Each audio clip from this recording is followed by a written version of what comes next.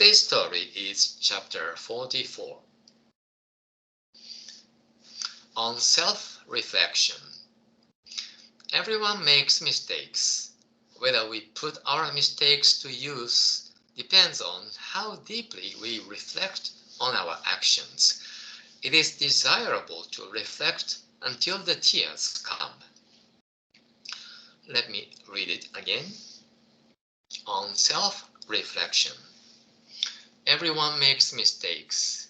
Whether we put our mistakes to use depends on how deeply we reflect on our actions. It is desirable to reflect until the tears come.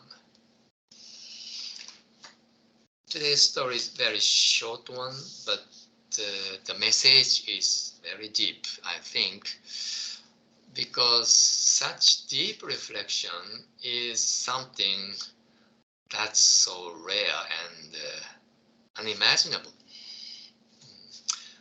Yeah, self-reflection is one of the 6 paramitas, one of the 6 kinds of good deed that Buddha taught.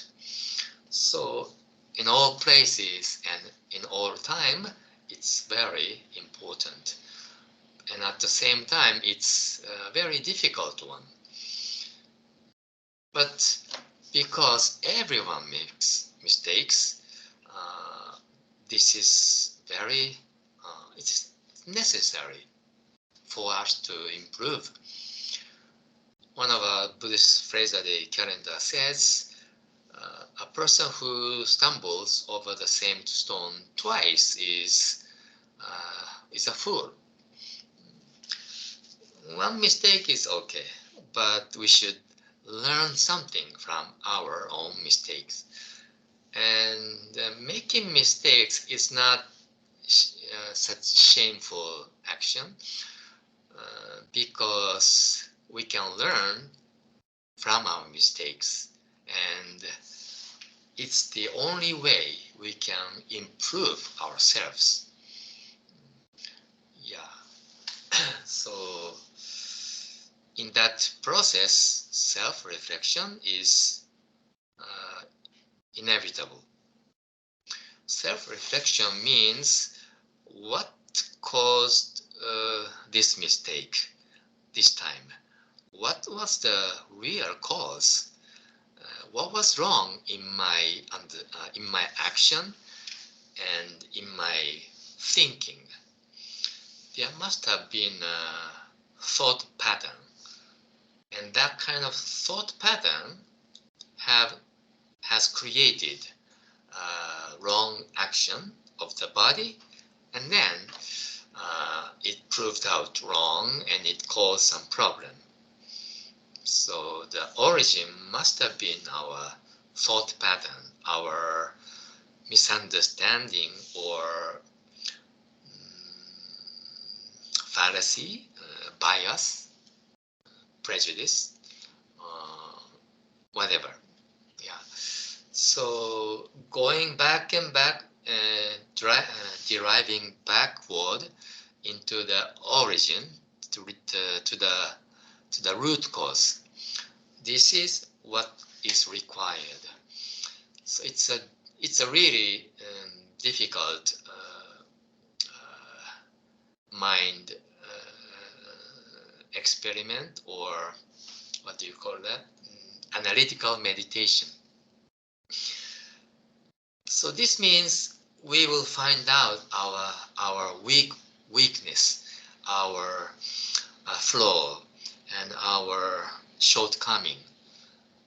We have to face it.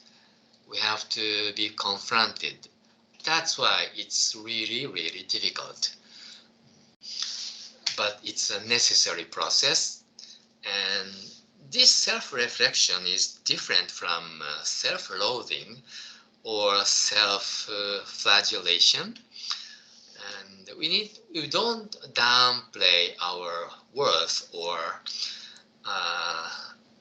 what we call it, the value, not value, our self-worth. We don't need to, scoff on us.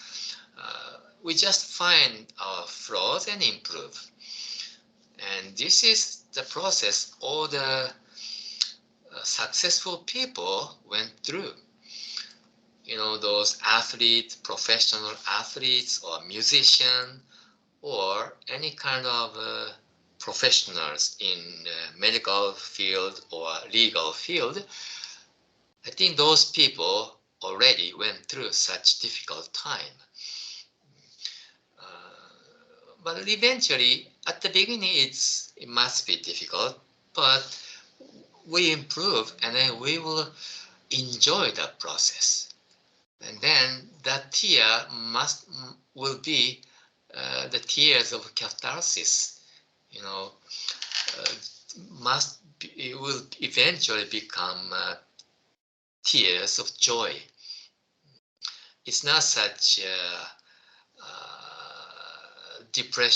depressing tears or pitiful tears. It's tears of joy. Yeah, we will find joy in making self-improvement.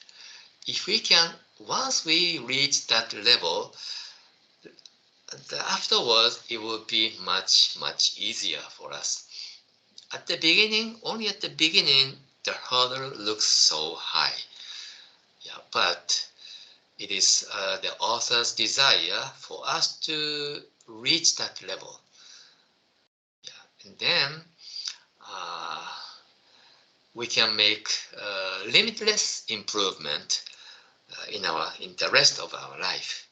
That's a great life, isn't it? Okay, that's what I think what we can learn from today's short story. Good job, everyone.